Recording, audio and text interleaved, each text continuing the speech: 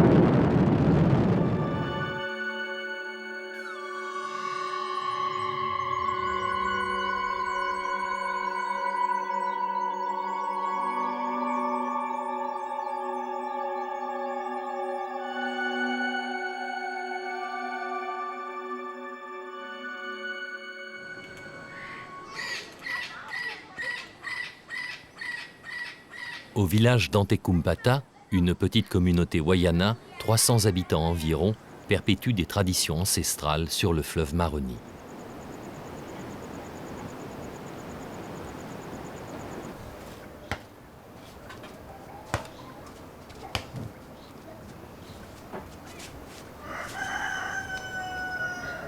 Ancien ouvrier métallurgiste de la région lyonnaise, André Cogna est arrivé sur ces terres perdues au bout de la Guyane il y a 40 ans. Il n'en est jamais reparti. Après avoir fondé une famille, il est même devenu le chef coutumier de son village. J'ai choisi ici en 1967 et j'ai décidé de créer un village, donc Antekumpata. J'ai été le premier, le seul habitant pendant un certain temps, pendant plusieurs semaines, voire même plusieurs mois. Et maintenant, on est arrivé à 300 parce que le temps a passé. Voilà. Très vite, je me suis rendu compte qu'il y avait d'autres priorités, des véritables priorités, parce qu'on avait, ce continue, beaucoup de palud, tuberculose, enfin bref, beaucoup de problèmes. Et la priorité, c'était peut-être la santé. André Cogna a en effet connu ce qu'on appelait la mort indienne, ces épidémies soudaines qui décimaient tout un village. Après avoir failli disparaître pendant les années 1950, les Amérindiens de Guyane sont aujourd'hui plus de 8000. Les Wayana continuent d'avoir recours aux guérisseurs et aux chamans, même s'ils se sont ouverts à la médecine occidentale. C'est au sein de cet équilibre fragile qu'a été mis en place la télémédecine. Son principe est simple. Grâce à une liaison par satellite, l'infirmier d'Antekumpata peut communiquer en images avec l'hôpital de Cayenne, obtenir un diagnostic et éventuellement décider d'évacuer son patient. En Guyane, cet étonnant mariage du modernisme et de la tradition vit désormais sous le signe du satellite et de la pirogue.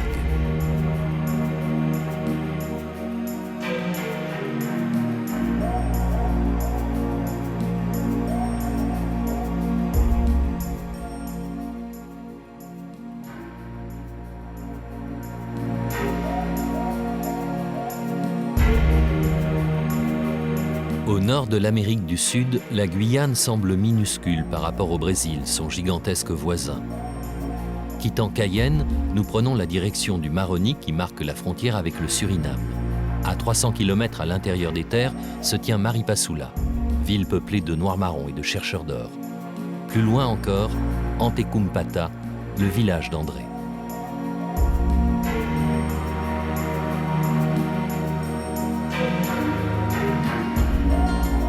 Avec 520 km, le Maroni est le plus long fleuve de Guyane.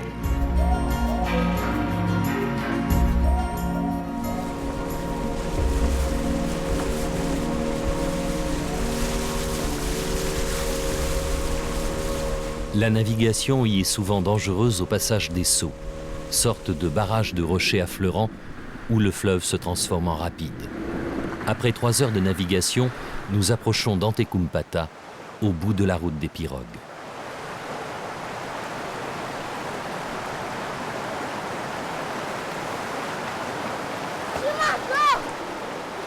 Antekumpata est une sorte d'île au milieu du fleuve. Ici, pas de sanitaire, depuis toujours, toilettes, vaisselle et lessive se font directement dans le fleuve. Toute la vie du village s'organise donc en fonction de l'eau et de la nature.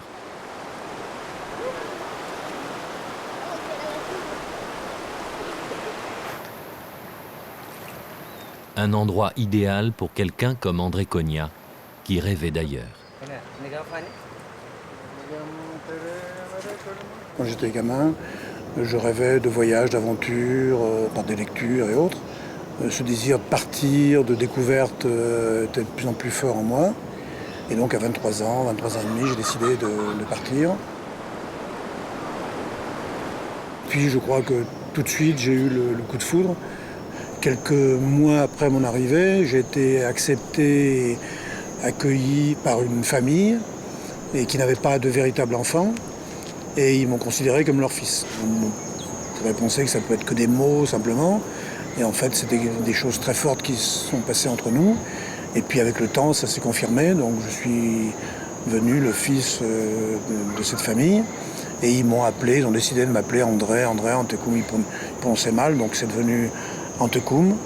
Et à partir du moment où j'ai créé le village, donc on l'a appelé le village d'Antekoum. Non loin du Tukusipan, la case de réunion, les femmes préparent le manioc. On le râpe et on le presse pour le débarrasser de sa toxine naturelle. Pour les Wayana, le manioc, c'est la mère de tous les végétaux. Il est consommé en soupe, semoule, sous forme de bière. Mais c'est en galette qu'il est le plus couramment préparé. La cassave, le pain quotidien des Amérindiens.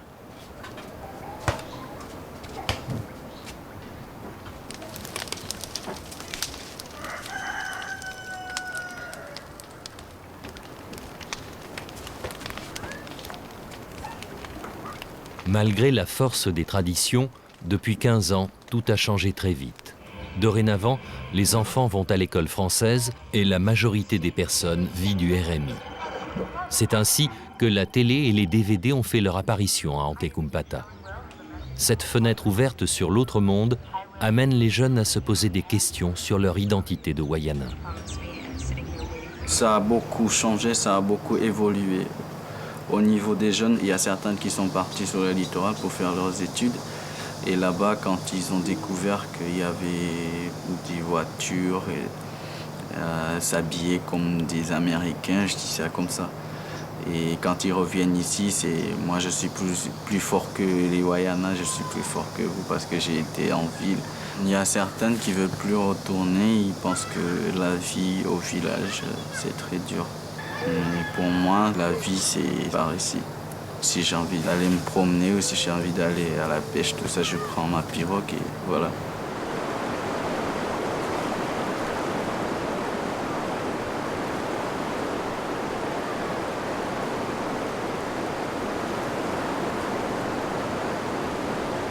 Depuis son arrivée parmi les Wayana, André a beaucoup lutté pour que l'on respecte la culture et la langue de ce peuple dont il partage désormais le destin.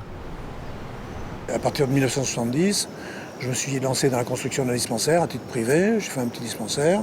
Et puis j'ai appris à faire des soins parce que mon job, c'était pas ça. Alors j'ai appris, puis c'est quelque chose que j'aime. Alors j'ai appris à faire des accouchements, des extractions dentaires, à suturer, à faire des diagnostics, à traiter, à soigner des gens. D'une certaine façon, André a introduit la médecine occidentale dans le village, mais les Wayana n'ont pas renoncé à la médecine traditionnelle du chaman. Ces remèdes vont des plantes ramassées dans la forêt jusqu'à des rituels nocturnes de guérison, au cours desquels ils s'enferment avec le patient sous une hutte de feuilles pour convoquer les esprits.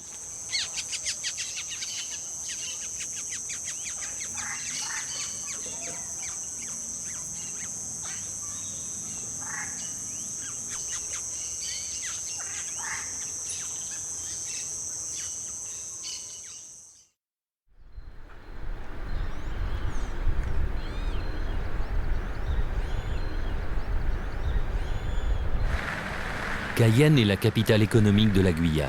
C'est un melting pot de nationalités, des Français bien sûr, mais aussi des Brésiliens, des Surinamiens, des Haïtiens, des Sud-Américains et même des Asiatiques.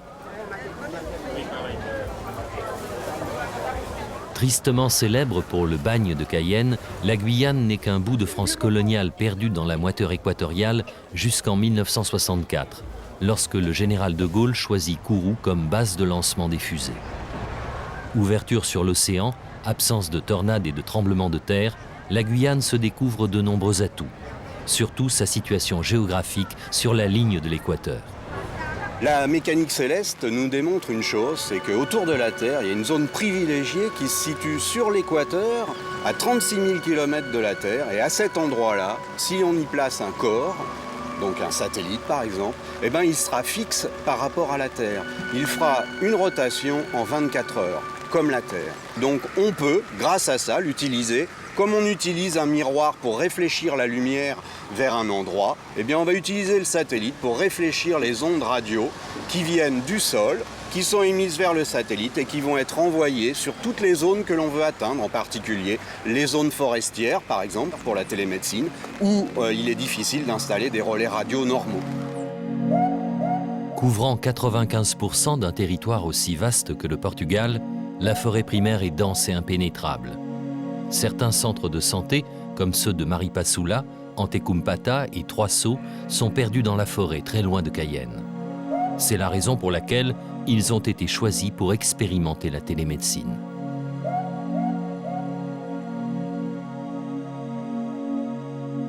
Au centre du dispositif, une petite valise anti-choc et étanche de 12 kg.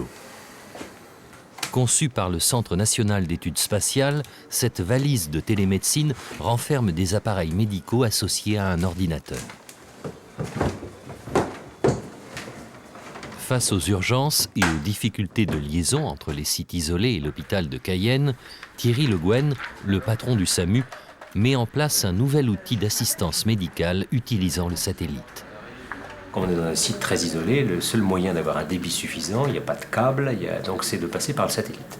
Les liaisons téléphoniques, quand elles existent, ne sont pas de bonne qualité, et en tout cas d'un débit largement insuffisant pour pouvoir transférer de l'imagerie. Donc le satellite est la solution.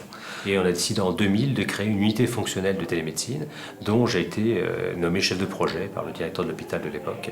Et voilà comment, en fait, je suis à la fois médecin urgentiste, je fais du SAMU, mais je suis également chef de projet de télémédecine et j'ai essayé de mettre en place quelque chose à la fois simple mais qui utilise une technologie quand même un peu complexe. De fait, la mise en place de la télémédecine n'a pas été simple. Côté humain, il a fallu former les infirmiers et les médecins. Côté matériel, la valise a dû démontrer sa fiabilité.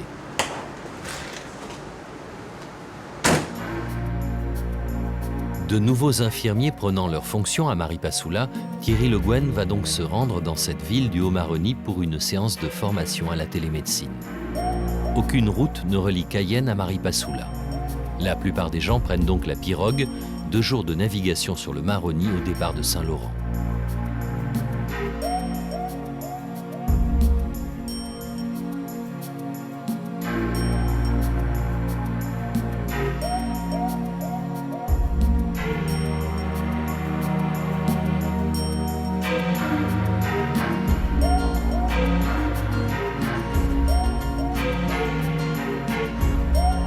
Pour les plus fortunés, un avion d'une vingtaine de places effectue 3 rotations quotidiennes entre Cayenne et Maripasoula.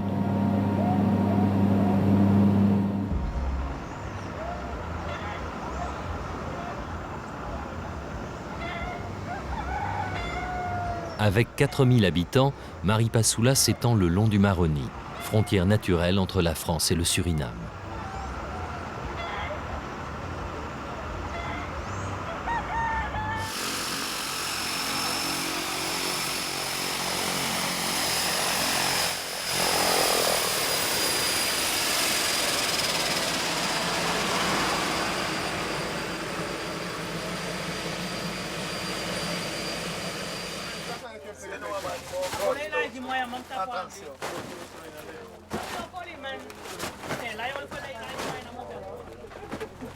Maripasoula est une ville d'échange et de transit, peuplée majoritairement de Noirs marrons, descendants directs des anciens esclaves qui s'étaient enfuis loin des plantations pour garder leur liberté.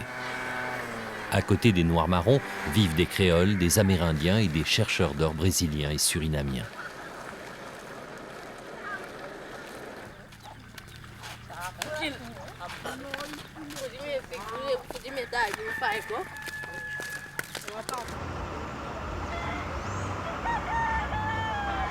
Le centre de santé de Maripasoula est flambant neuf.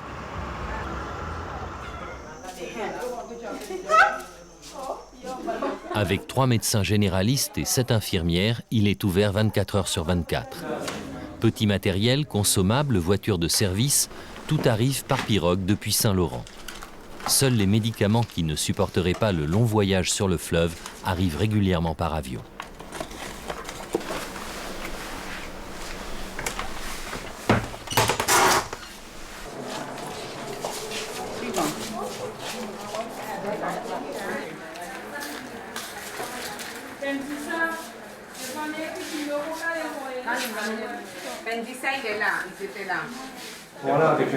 Le docteur Le Guen a commencé sa formation.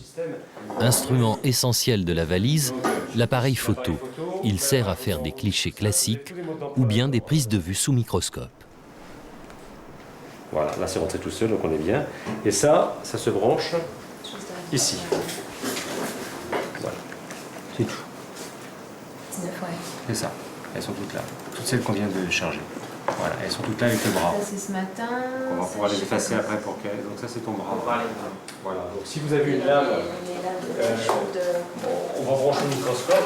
On a quelques lames ici.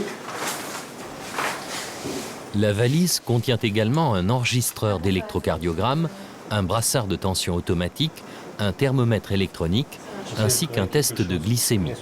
On peut même y relier un échographe. Donc ça, vous avez une colonne ici, avec vous pouvez brancher votre appareil photo là-dessus. Les efforts du docteur Le Guen pour moderniser le centre de santé et former le personnel donnent l'image d'une ville en marche vers plus de modernité. En vérité, Maripasoula a une réputation de Far West tropical, où certains orpailleurs payent les commerçants directement en pépites d'or. La ville a été créée par des orpailleurs créoles rêvant d'Eldorado, à une époque où il fallait 1 mois et demi de navigation à la rame depuis Saint-Laurent du Maroni, situé près de l'océan. Beaucoup de Noirs qui vivent aujourd'hui dans la région sont les descendants des Noirs marrons, qui au XVIIIe siècle ont fondé des communautés libres le long du fleuve Maroni. À Patou, Loka, Grand Santi, Papaïcheton. Depuis cette époque, les Noirs marrons sont des piroguiers réputés. Ici, ils sont considérés comme les maîtres du fleuve.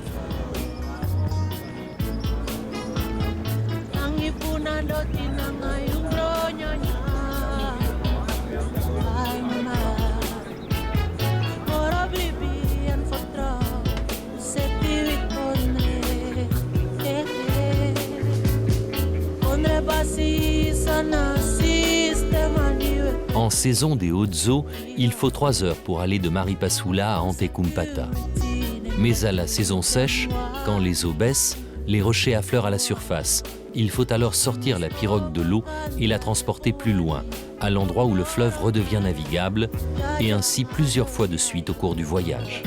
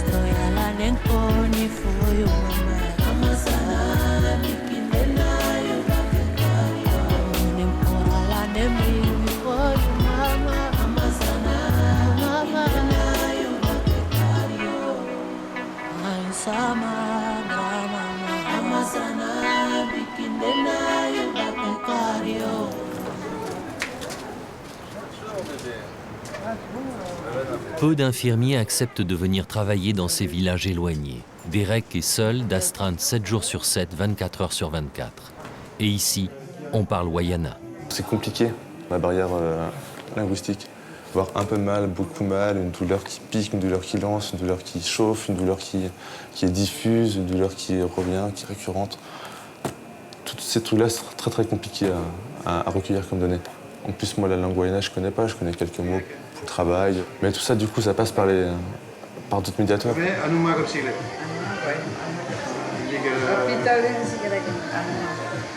que tu te sens plutôt bien. Mais par contre, hier, elle a eu de la fièvre, beaucoup de fièvre, des frissons très forts. Et que la apprécie plus, que dès qu'elle est un peu malade comme ça, elle se sent patraque. Mais autrement, ça va plutôt bien. Dans la mythologie Wayana, l'homme est destiné à mourir sous l'action du soleil par dessèchement progressif. Selon cette conception du monde, le bébé qui est au début de sa vie a une nature très humide. Face à de telles croyances qui s'expliquent naturellement par l'omniprésence du fleuve, que peut faire Derek avec ses certitudes de scientifique et d'européen? Pour les maladies à l'intérieur du corps, comme les maux de tête, les douleurs abdominales ou respiratoires, les Wayana consultent volontiers le chaman. Mais pour les plaies ouvertes, ils vont voir Derek au dispensaire. Si les anciens du village font confiance au pouvoir du chaman, qui soigne à l'aide de racines, de baies, de feuilles, de lianes ou d'autres plantes de la forêt, les jeunes, eux, ont plus souvent recours à la médecine occidentale.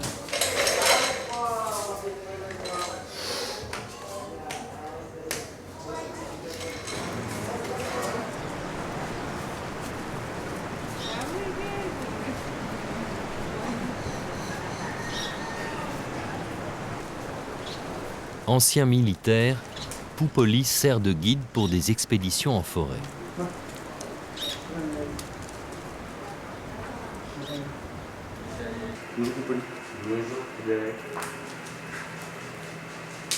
À cause du climat, les petites plaies et les piqûres d'insectes mettent plus de temps à cicatriser et risquent la surinfection.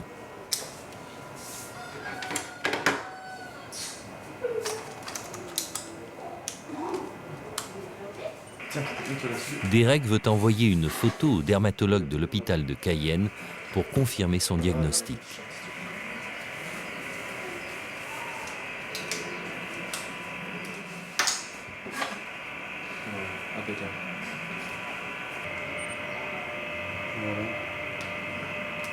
Voilà, ça marche. On est entre 2 et 5 heures de pirogue de Maripasoula. En plus, le fleuve ici, c'est pas un fleuve facile. Entre les sauts et les rapides, on peut pas toujours y accéder rapidement. Et moi, avec cet outil-là, la télémédecine, ça me permet tout de suite de communiquer. On prend le microscope, on prend des photos, on peut faire un ECG, un électrocardiogramme avec les patients. J'envoie tout ça à Cayenne, les médecins le voient, les spécialistes le voient. Et puis, en quelques minutes, ou parfois une demi-journée, si c'est pas urgent, j'ai une réponse, une conduite à tenir par rapport à certains cas. Qu'est-ce que je vais faire? Qu'est-ce que je vais en faire? Une décision thérapeutique. On descend le patient, on monte le patient, on le garde, on le met en attente, on le regarde en observation, je le soigne chez lui. Tout ça découle. Donc moi, dans mon cas, la télémédecine, c'est plus que formidable. En fait, je suis plus isolé, quoi.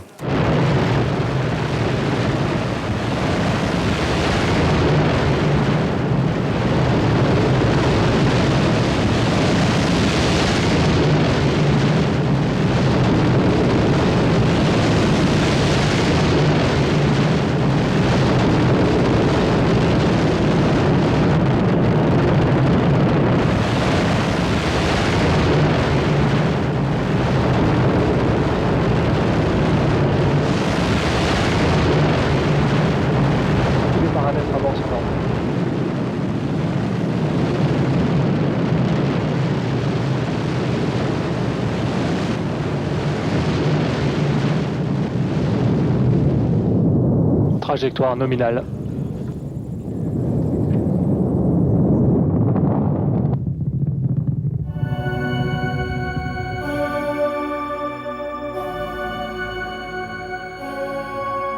Là-haut dans l'espace, à 36 000 km au-dessus de nos têtes, le satellite reçoit et transmet les photos de Derek et de tous les infirmiers des villages perdus au cœur de la forêt. Il ne craint ni les orages ni la saison des pluies, des préoccupations bien terre à terre.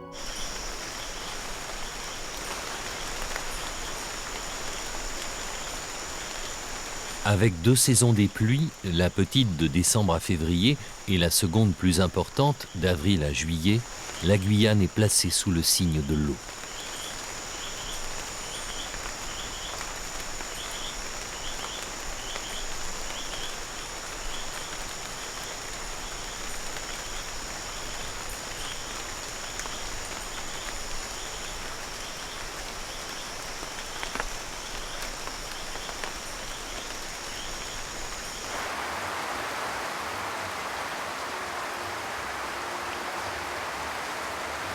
Source de vie, l'eau alimente les rivières et fait pousser les cultures.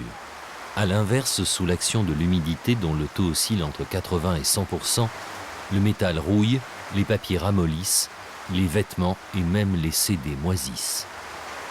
Ici, l'humidité vient à bout de tout, même des valises de télémédecine, pourtant conçues pour être utilisées en Guyane et qui ne résistent pas plus de 5 ans.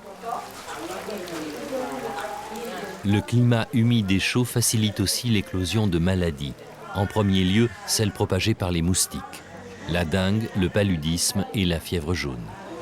La détection de ces maladies, c'est le travail quotidien des médecins du centre de santé. Communiquer avec le patient n'est pas toujours simple, à moins de parler le taki-taki, la langue du fleuve, un mélange créole d'anglais, de hollandais, avec des mots de français, de brésilien. Bon.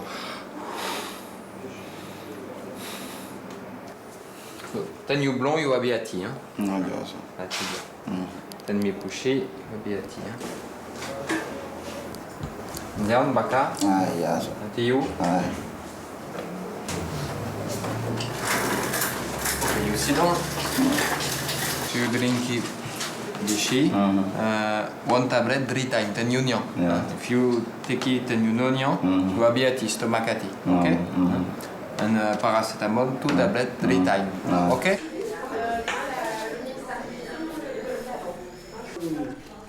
Bonjour, ça va? Ça va, merci. Les maladies cutanées sont parmi les plus nombreuses. Ce patient brésilien qui travaille en forêt dans un camp de chercheurs d'or est atteint de leishmaniose, une maladie transmise par des moucherons.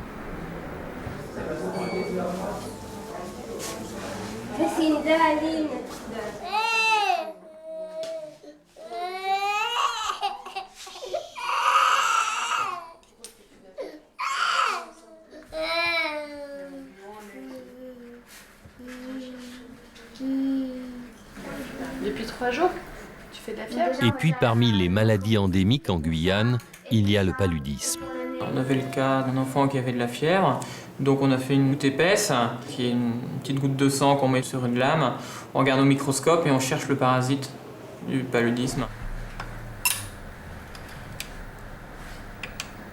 Certains cas de paludisme conduisent le médecin de Maripasoula à demander, via la valise de télémédecine, l'avis du parasitologue de Cayenne. Il faudrait que l'on regarde le cas de l'enfant de Camopi qui a été évacué. On avait eu des lames il y a quelques temps. En forêt équatoriale, il y a beaucoup d'interactions entre l'homme et l'animal. Aussi, les parasites qui ont presque disparu du continent européen sont très présents en Guyane. Poudagouti, vers macaque, leishmaniose, paludisme ou maladie de Chagas.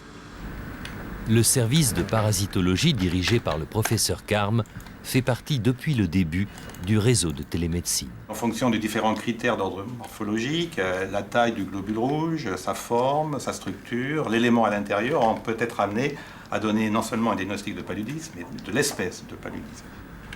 C'est un paludisme qui est fréquent, mais la mortalité, par exemple, est très faible. Pourquoi? Parce qu'on a les moyens, en Guyane, si vous voulez, d'avoir des médicaments partout, d'avoir des tests de diagnostic, d'avoir des personnes qui sont capables de réanimer des formes graves, avec des moyens de transport qui permettent d'évacuer un malade de Camopi ou de Maripasoula en hélicoptère. Il arrive ici et il va en réanimation dans un service qui connaît parfaitement bien le paludisme. Et donc je dirais même que la mortalité par paludisme en Guyane est plus faible qu'en métropole.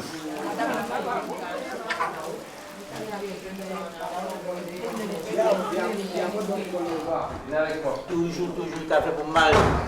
Toujours, pas ça va m'en piquer pour me soulager. Ça va pas? Ah non, il y a 10 jours déjà. Au-delà de sa compétence et de son savoir-faire, ici, le médecin se doit d'accepter et de tolérer les pratiques locales. Ils ont régulièrement recours au chaman, qui va prescrire d'autres traitements, qui va faire des rituels, mais qui sont tout à fait compatibles et en règle générale, ils utilisent les deux, sans qu'il y ait de problème particulier. Nous, on accepte de toute façon leur médecine traditionnelle. C'est pas rare que le chaman vienne au centre de santé, voit le patient lui aussi, dans la mesure où on est sûr que ça ne nuise pas au patient. Chaque mois, une infirmière et un médecin de Maripasoula font une tournée pour visiter les centres de santé de Twenke et d'Antekumpata.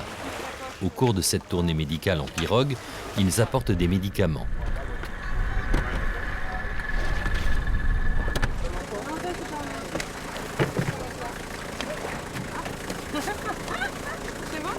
L'infirmière va aider ou parfois remplacer sa collègue et le médecin va examiner des malades sur place.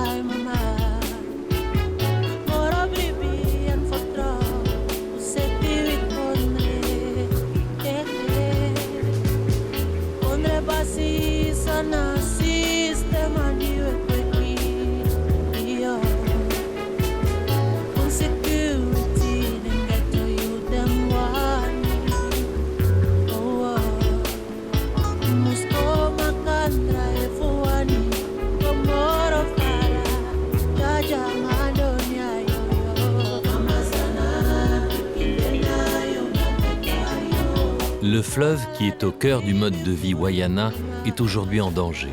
Les médecins de Maripasoula, qui soignent fréquemment des chercheurs d'or victimes d'accidents du travail, le savent bien. Les sites d'extraction illégaux se multiplient dans la région. Pour fixer le minerai, les orpailleurs utilisent du mercure qui se répand souvent dans le fleuve. L'Institut de veille sanitaire a ainsi officiellement recommandé aux Indiens Wayana de limiter leur consommation de poissons. Une catastrophe pour ce peuple dont le mode de vie est entièrement tourné vers le fleuve.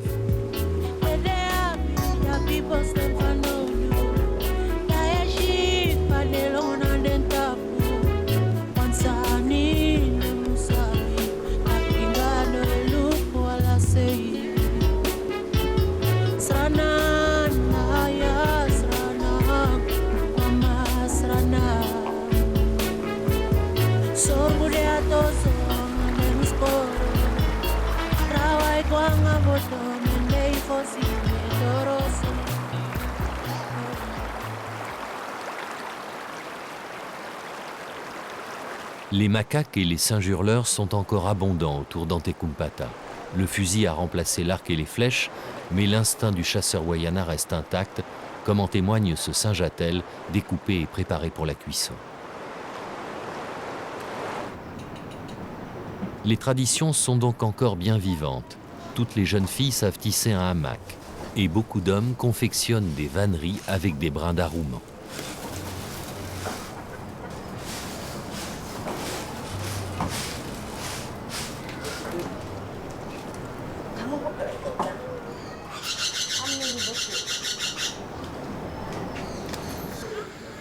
Dans le petit dispensaire construit par André Cogna, l'équipe venue de Maripasoula est à pied d'œuvre. Ils ne sont là que pour quelques heures. Pour Derek, l'infirmier en poste, cette tournée est une bouffée d'oxygène. compliqué à faire. Ça me dit rien là tout de suite. Le prénom me dit quelque chose.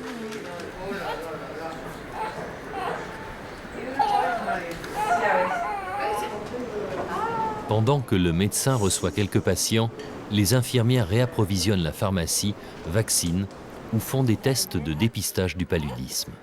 Ça y est, c'est fini. Maca, c'est fini.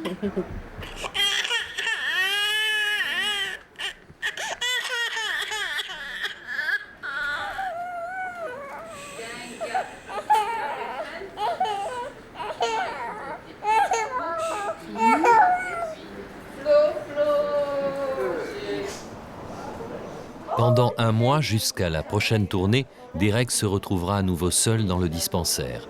Il ne lui restera alors que son expérience, la valise de télémédecine et l'aide du chaman. Les gens ici font encore beaucoup appel au chaman, qui est la personne ici qui les soigne par les plantes, par leurs séances un peu, je ne sais pas trop exactement comment ça se passe parce qu'on n'a pas le droit d'y assister. Des fois, ils reviennent nous voir en nous disant bah, aujourd'hui il va mieux, hier il a vu le chaman, ça va mieux. Tant mieux quoi. L'important, c'est d'arriver à respecter ça, c'est-à-dire de les laisser continuer à être soignés par leur chaman, tout en leur expliquant que nous, on leur apporte aussi autre chose par notre mode de soin à nous, et qu'arriver à cumuler les deux, et puis l'essentiel, c'est que la personne soit guérie, quoi.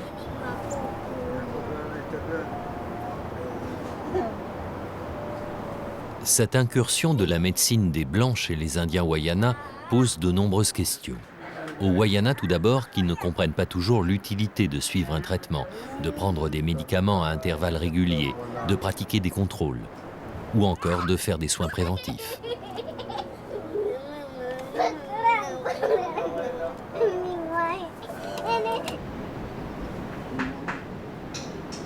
À l'inverse, les règles de vie Wayana surprennent parfois les Occidentaux. Mélanie, la jeune infirmière, est ainsi toujours étonnée quand on lui demande pourquoi elle n'a pas d'enfant, alors qu'ici, les filles sont souvent mères dès l'âge de 14 ou 15 ans.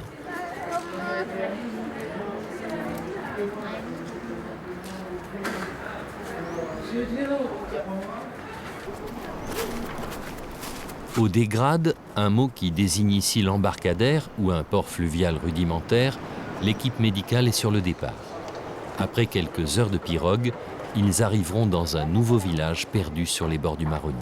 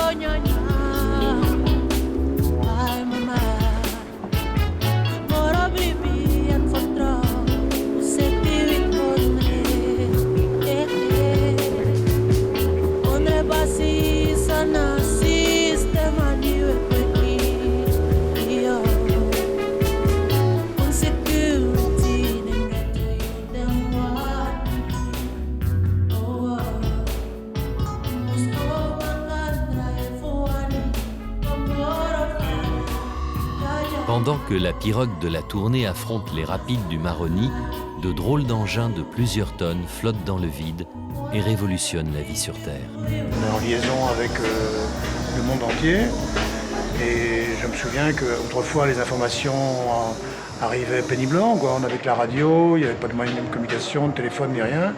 Alors on apprenait des nouvelles qui se passaient en France ou dans le monde quelques mois, voire des années après, quoi.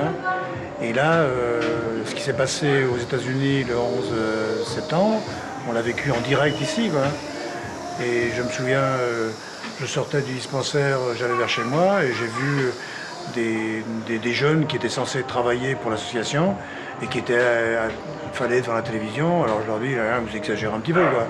Ce soir, plus tard, mais pas maintenant, quoi. Travailler un petit peu. Non, viens voir. Et alors je suis allé et j'ai vu effectivement les tours qui s'effondraient parce qu'ils le passaient en boucle. Donc à Antequmpata, on a vécu le même drame en même temps que partout dans le monde, quoi. C'est-à-dire, voilà, c'est ce que j'ai expliqué déjà à plusieurs reprises, c'est que depuis un certain nombre d'années, les moyens de communication, les médias font que maintenant, Antequmpata est plus le bout du monde, quoi. C'est juste à côté.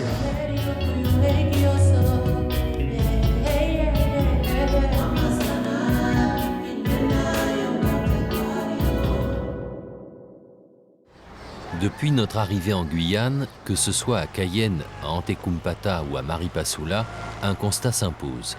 La télémédecine est un outil qui ouvre des nouvelles perspectives en matière de santé. Mais il est des circonstances où la valise de télémédecine doit céder la place à une logistique plus lourde. Les militaires qui s'activent sur le tarmac de l'aéroport de Maripasoula participent à une mission de santé publique, soigner la tuberculose chez les Indiens Wayana. Ils déchargent des appareils de radiologie embarqués à l'hôpital de Cayenne où travaille le docteur Jérôme Grunfeld. C'est lui le responsable de cette opération. Au centre de santé de Maripasoula, où il a travaillé pendant 2 ans, les patients le surnomment encore Docteur Rasta.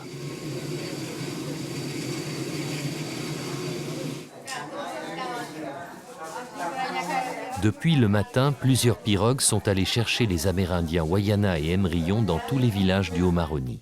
Antequmpata, Twenke, Taluen, Elae, Kayode. À l'école. Scola. Et toi? Où est-ce que tu habites? Toi, là? Toi? Ok.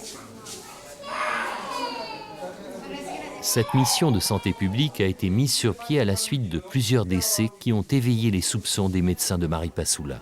Initialement, on a été confronté à des patients qui arrivaient au centre de santé de Maripasoula pratiquement pour y mourir.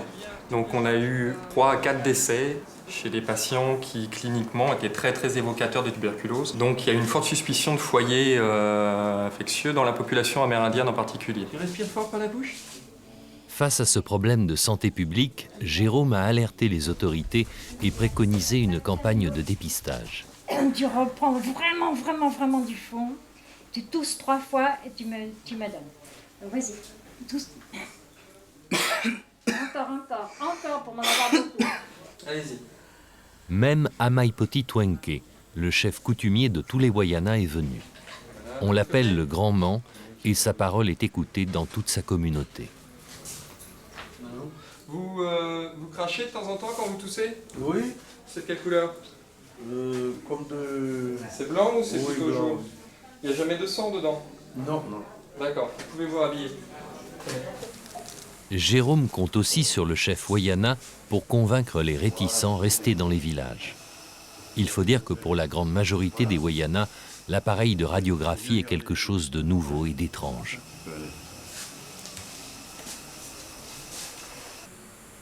Dans le cadre du dépistage de la tuberculose, il était important de faire des radiographies, des clichés pulmonaires, de façon à avoir une imagerie sur laquelle on pouvait s'appuyer comme faisceau d'arguments pour pouvoir diagnostiquer les gens. Et on a effectué les radiographies au centre de santé de Maripasoula en organisant tout un système de pirogues de façon à aller chercher les patients sur leur lieu de vie dans les villages, qu'on a ramenés sur le centre de santé pour organiser qu'ils aient leur radio, qu'ils aient l'examen clinique, les prélèvements de crachat, les prélèvements sanguins, et qu'on les ramène chez eux dans la même journée. Avions, pirogues, radiologues, médecins, infirmières, Jérôme a mis en œuvre tous les moyens dont il disposait. Il ne lui reste plus qu'à faire appel à la télémédecine. Les radiographies pulmonaires sont systématiquement prises en photo et envoyées via la télémédecine aux radiologues et aux pneumologues de l'hôpital de Cayenne. Car la maladie, qui présente des formes multiples, n'est pas facile à identifier. J'ai pas vu encore combien il en manque. Je sais pas s'il en manque des masses ou pas. De ceux, il y en a que 2 qui n'ont pas voulu venir. Ouais. Les autres, ils étaient ou pas là, ou pas convoqués. Ouais, il y en a 2-3. J'en ai un qui pourrait faire l'aller-retour à Elae pour essayer de les motiver un peu. Tu leur dis que le grand monde des Wayana, Amaipoti Twenke, lui, il vient et qu'il a donné consigne, il a donné l'ordre à tout le monde de descendre.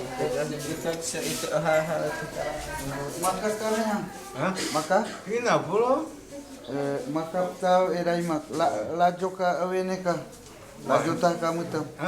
C'est pas évident d'expliquer à un Amérindien qu'il n'est pas malade, qui se sent pas malade en tout cas, mais qu'il est possiblement infecté et qu'il va falloir qu'il prenne des médicaments tous les matins pendant 3 mois et que c'est important qu'il le prenne le matin avant de manger. Et tout ça, c'est éventuellement plus facile pour nous dans notre conceptualisation. Il faut qu'on arrive à le remodeler et à le faire en sorte que ce soit intelligible pour lui. Et c'est important d'essayer de faire la démarche que leur vision des choses et la nôtre puissent trouver un terrain où ça communique.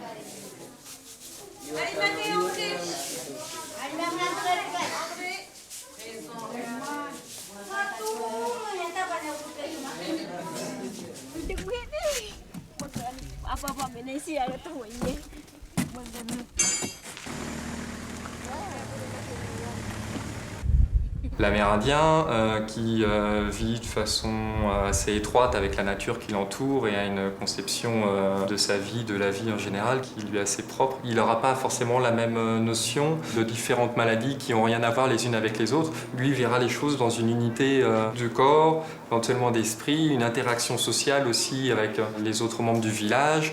Ce qu'on peut lui avoir envoyé, une maladie, ça peut être l'expression d'un sort, d'une faute à racheter.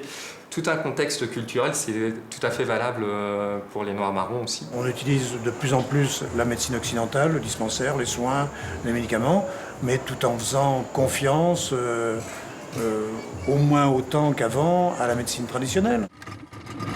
C'est un mouvement irréversible, ce choc de 2 civilisations.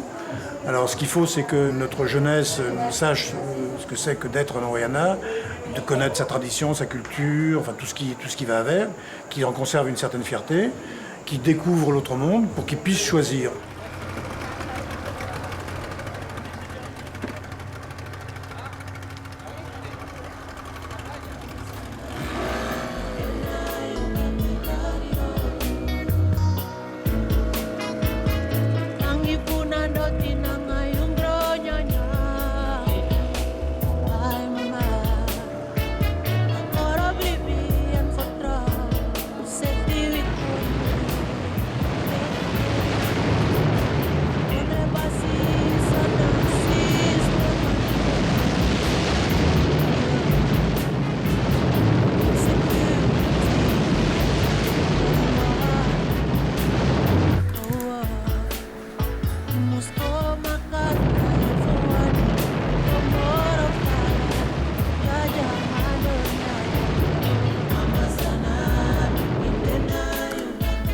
Les outils de la technologie nouvelle là-bas, le satellite, la télémédecine, tout ce qu'on peut avoir comme plus, peuvent très bien s'intégrer dans la vie de tous les jours et dans le travail au quotidien sur place. Et la pirogue sera toujours là de toute façon pour se déplacer parce que la seule voie de communication réelle là-bas, ça reste le fleuve qui est officiellement non navigable et qu'on peut difficilement parcourir autrement qu'en pirogue de toute façon. Donc ça restera, c'est là depuis très longtemps et ça restera toujours.